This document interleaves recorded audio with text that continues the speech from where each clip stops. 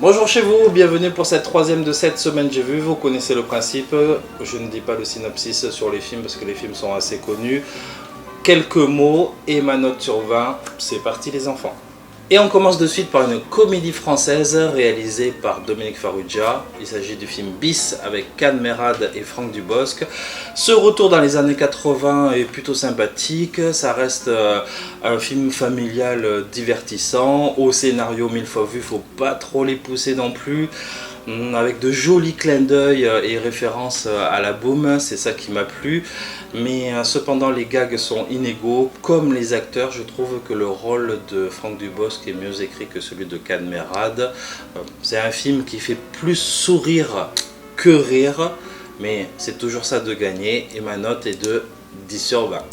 Cette semaine j'ai vu The Camp X-Ray, un film de Peter Sattler avec Kristen Stewart, un film carcéral un peu chiant qui s'axe sur la relation d'une geôlière avec un détenu. Eh bien, il faut que je vous dise que quand on a vu L'évadé de l'Alcatraz avec Clint, La ligne verte, Les évadés de Franck Darabont, génialissime et culte, eh bien on s'attend en 2015, quand un film traite d'un sujet pareil, 10 crans au-dessus. Quand il y a eu Oz, la série, ça envoyait du lourd. Et là, on se fait un peu chier.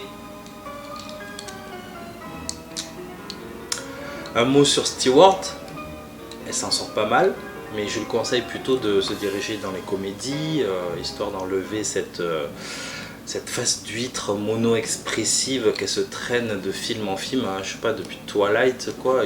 Il est temps peut-être qu'elle change un peu de jeu, qu'on lui donne un peu de riz, quoi, pour qu'elle sorte de sa dépression, quoi, pour qu'elle prenne des forces un peu, cette petite.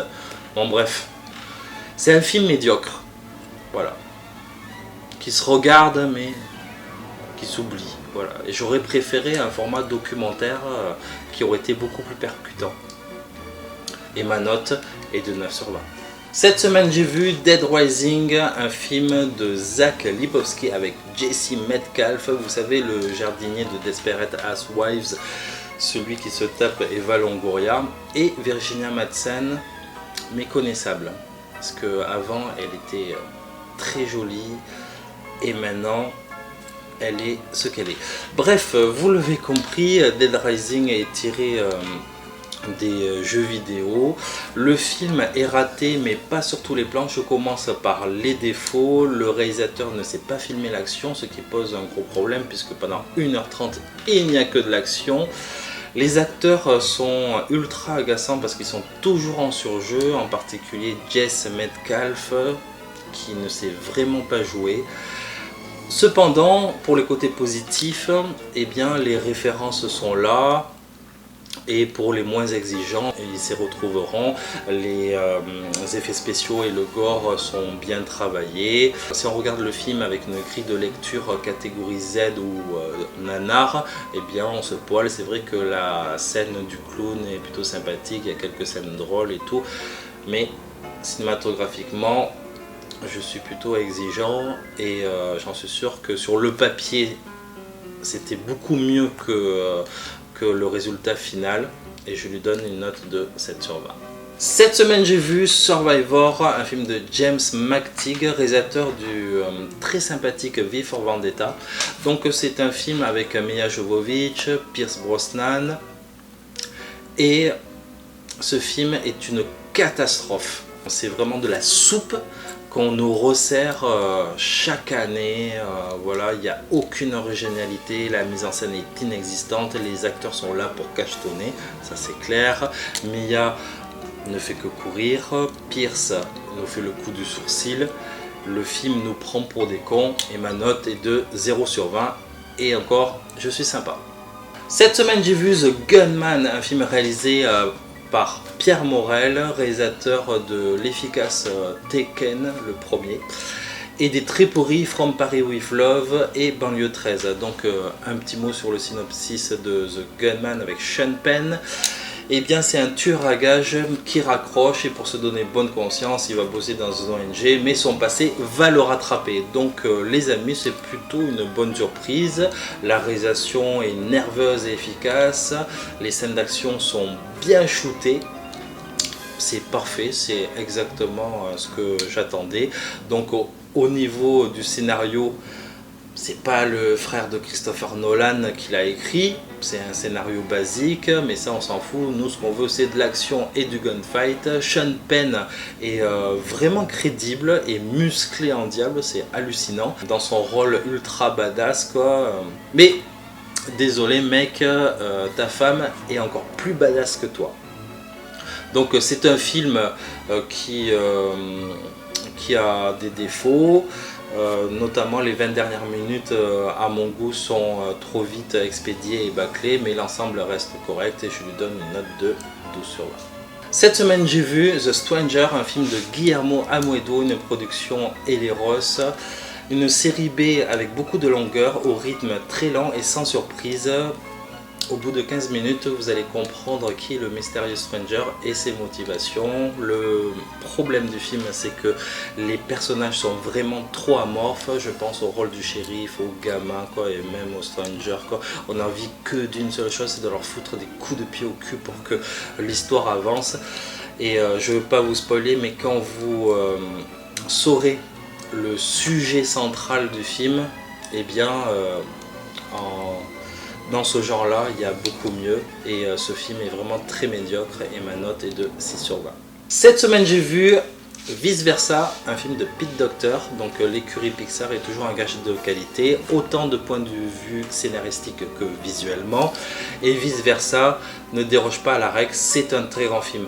Donc personnellement je trouve que le chef d'œuvre de Pixar pour moi c'est les 20 premières minutes de Up qui sont vraiment d'une tuerie quoi, émotionnelle incroyable, mais Vice Versa contient vraiment quelques scènes anthologiques comme la zone des pensées abstraites, complètement délirante, le passage à l'adolescence extrêmement émouvant et la fabrication des rêves aussi et des cauchemars très drôle. Pendant la projection du film, je me suis demandé si un enfant pouvait comprendre justement cette double lecture. Et bien la réponse a été donnée. Une petite fille de 6 ans juste derrière moi avec son papa à la fin pendant le générique de fin, eh ben, avait tout compris du film. Donc franchement bravo Pixar pour ce coup de maître. C'est un film qu'il faut absolument voir au cinéma, foncez, c'est un petit bijou et en plus vous saurez ce qui se passe dans la tête des chats et ma note est de 18 sur 20.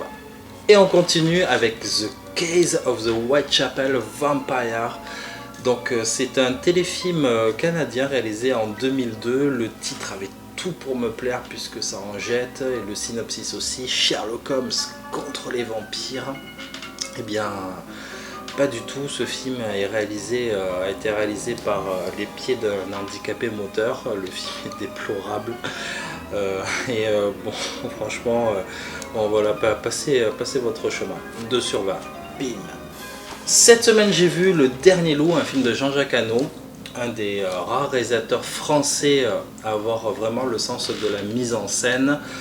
Il signe ici une œuvre épique, bourrée d'émotions et d'aventures avec une dramaturgie forte. C'est vraiment une excellente fable familiale, en sous-texte l'écologie qui ravira vraiment petits et grands. Quelques longueurs mais l'ensemble reste vraiment très convaincant. C'est un très beau film qu'il faut voir et ma note est de 15 sur 20.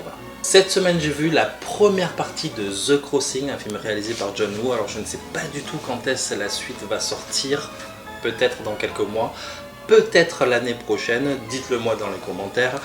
En tout cas, c'est un film épique et romanesque, il n'y a pas d'autre mot pour le décrire. C'est un chef-d'œuvre qui traite des répercussions de la guerre à travers plusieurs personnages, les conditions du front, la vie des soldats dans les tranchées, qui rappelle évidemment la Première Guerre mondiale, les premières rencontres amoureuses avant le départ de la guerre, les conditions des femmes, leur survie dans une période historique dure et froide. Tout ça dans des flashbacks d'une beauté renversante. John Woo est un réalisateur extrêmement connu pour avoir signé des chefs-d'œuvre du film d'action comme Hardboiled, Une balle dans la tête, etc. Et il avait dit il y a quelques années qu'il signerait une saga romanesque. Et franchement, il a signé un pur chef-d'œuvre. John Woo, comme Tuark, fait partie des meilleurs réalisateurs au monde. Ce film, c'est la première partie, c'est certainement, sans aucun doute, il sera dans mon top 10 des meilleurs films de cette année. Et ma note est de 19 sur 20. Cette semaine, j'ai vu un film d'horreur, We Are Still Here, un film de Ted Geoghegan. Donc l'histoire en gros, c'est des parents qui viennent de perdre leur fils dans un accident de voiture et ils se réfugient dans une maison à la campagne où les habitants ont un comportement étrange et surtout leurs voisins, ils sont bizarroïdes.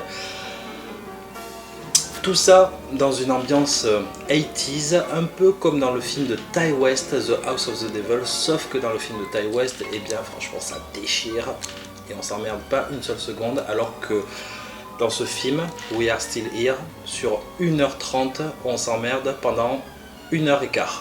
Il ne se passe rien, sauf dans les 15 dernières minutes où on sort de l'état soporifique et c'est comme dans le film Ex Machina, c'est par là où ça devait commencer.